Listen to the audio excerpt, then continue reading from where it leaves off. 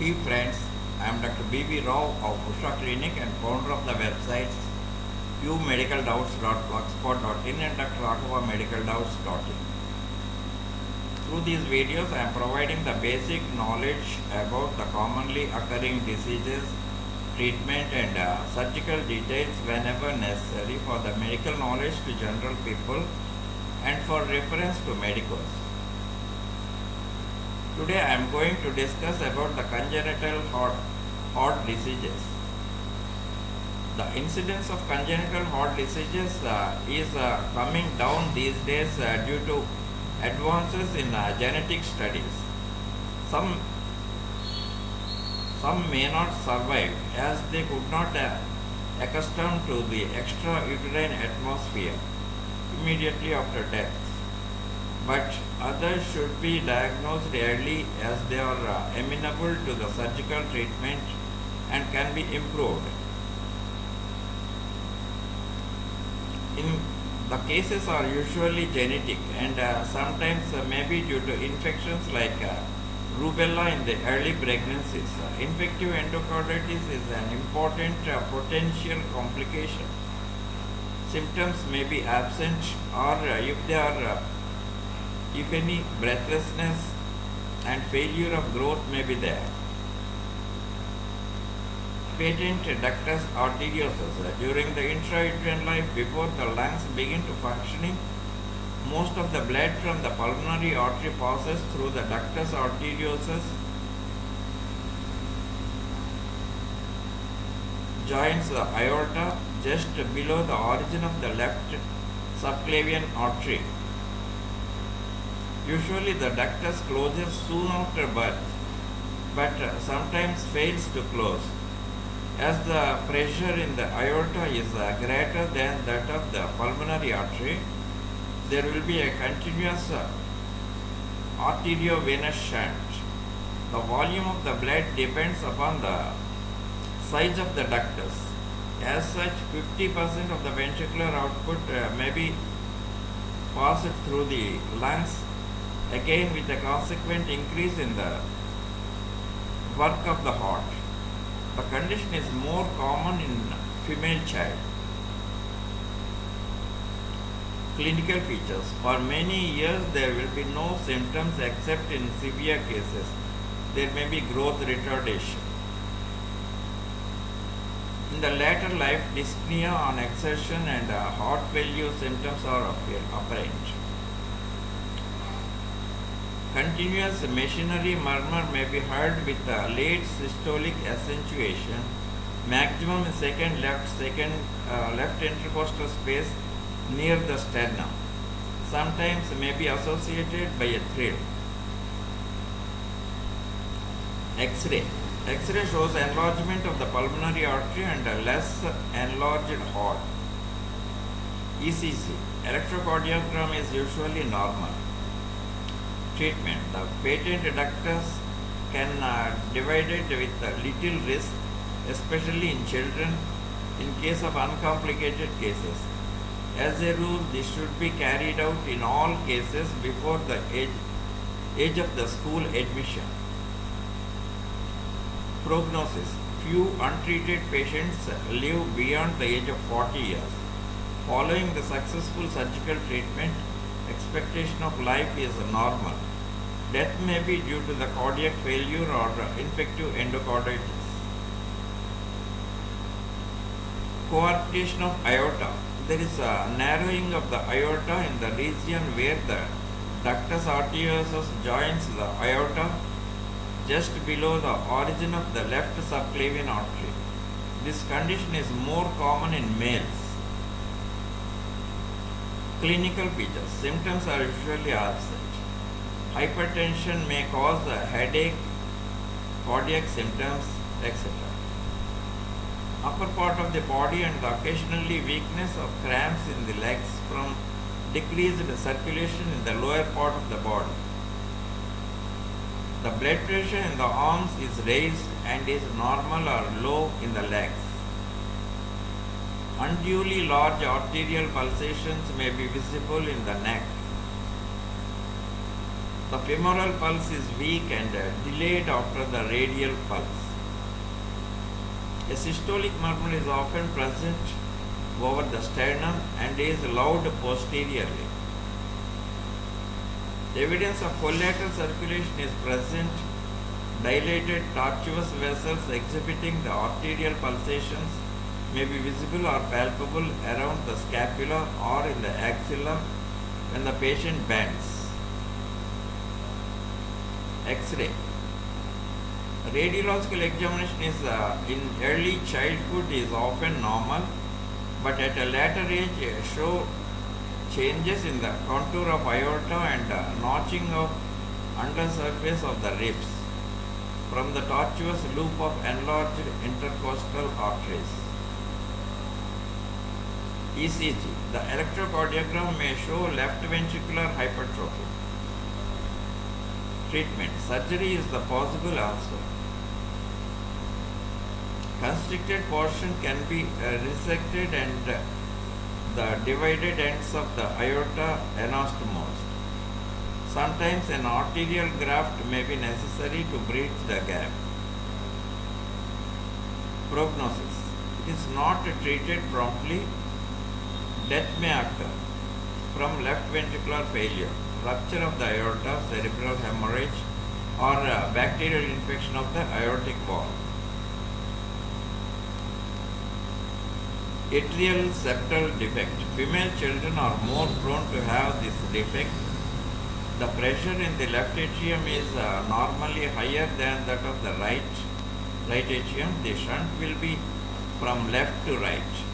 The result will be from left to right. As a result, there is a gradual enlargement of the right side of the heart and of the pulmonary artery and its main branches.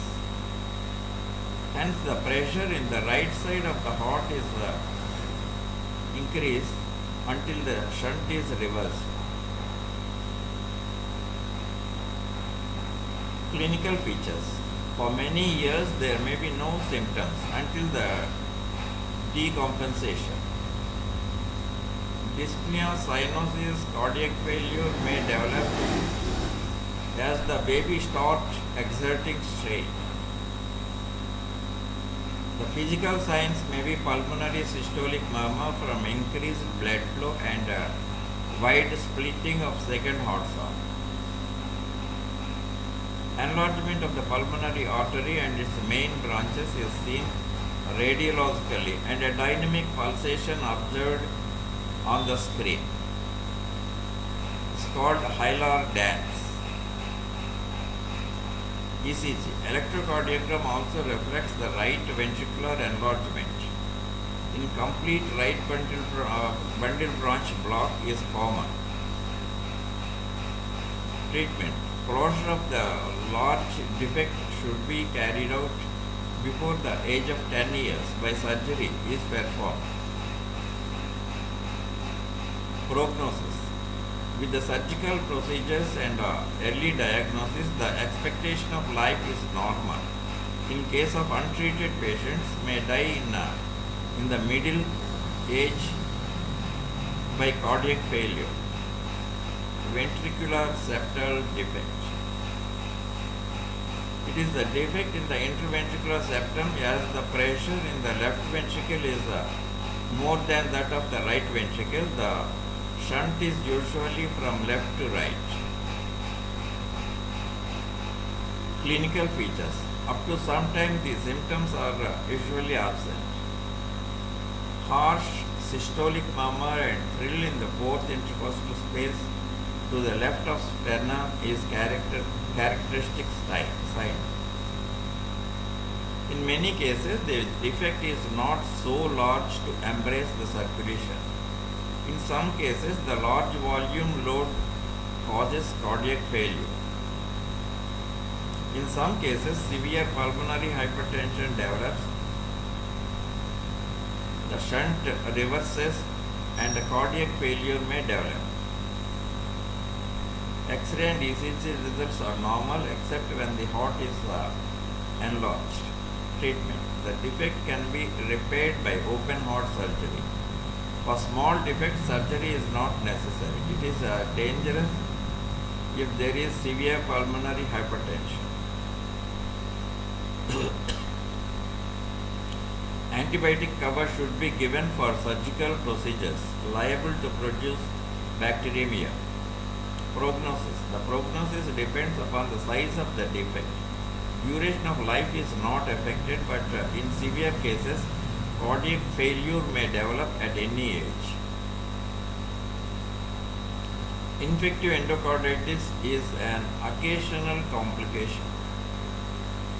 Surgical treatment is curative if carried out before the heart is much enlarged. Pulmonary stenosis. Pulmonary stenosis is an isolated anomaly. Here the cyanosis may be absent. It may also be associated with an atrial or ventricular septal defect, where there may or may not be a cyanosis depending on the relative pressure on the two sides of the shunt. Pulmonary stenosis may also at the level of the pulmonary valve or in the infundibular region of the right ventricle. Pulmonary stenosis with closed interventricular septum. Clinical features. In majority of cases, the stenosis is mild. In severe cases, usually there is dyspnea, fatigue, and occasionally syncope. There is a harsh systolic murmur and thrill, maximum in the second intercostal space to the left of the sternum. There is diminution of pulmonary second sound.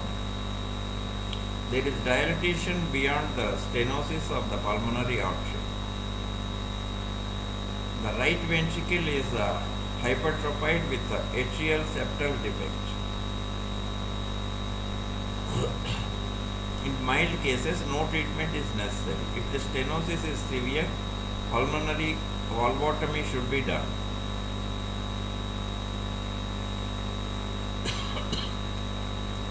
Pulmonary stenosis with a patent interventricular septum, otherwise called Fallot's tetralogy. This is the most common of the cyanotic congenital heart disease in children or adults. It consists of pulmonary stenosis, interventricular septal defect, dextroposition of the aorta, overriding of septal defect, and right ventricular hypertrophy. Clinical features. Dyspnea and fatigue are the principal symptoms. The child assumes the squatting position. Cyanosis. Cyanosis, polycythemia, and clubbing of fingers are the principal symptoms. A loud systolic murmur and a thrill to the left of the upper sternum is heard. Soft pulmonary component of the second sound,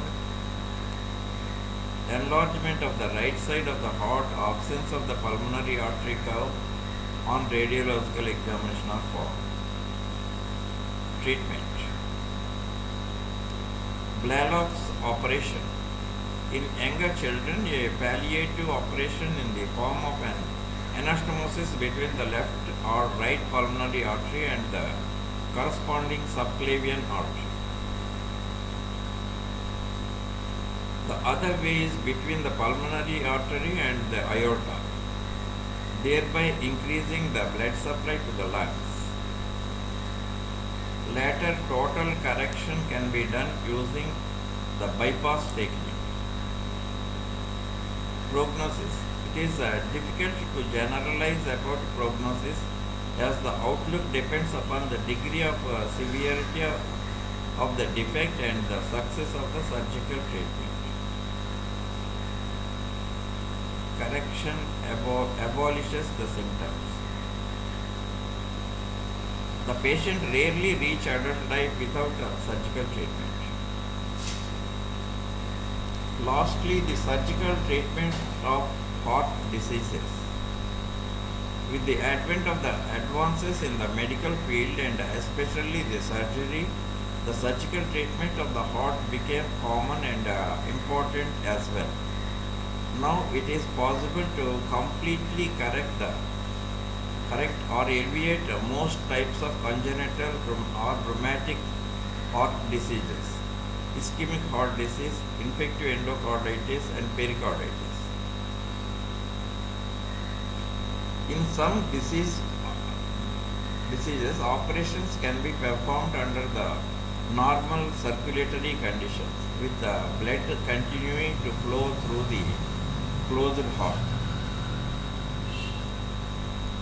Some other operations require opening of the heart with a temporary occlusion of the circulation. This is called open heart surgery. In such cases, increased time of intracardiac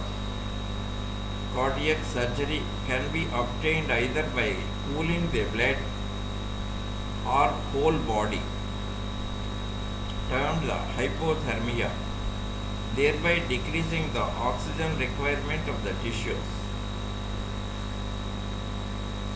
By the use of an extracorporeal circulation pump oxygenator. In this technique, venous blood is drained from the great veins into the reservoir and is then passed through the oxygenator and pumped back into the aorta or other major artery. Then the heart is stopped while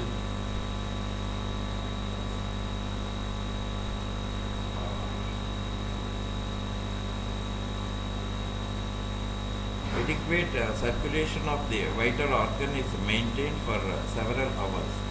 The mortality of the extracorporeal circulation should be less than 1%, but patients subjected to this procedure have a relatively high risk of post-operative infection and blood disorders.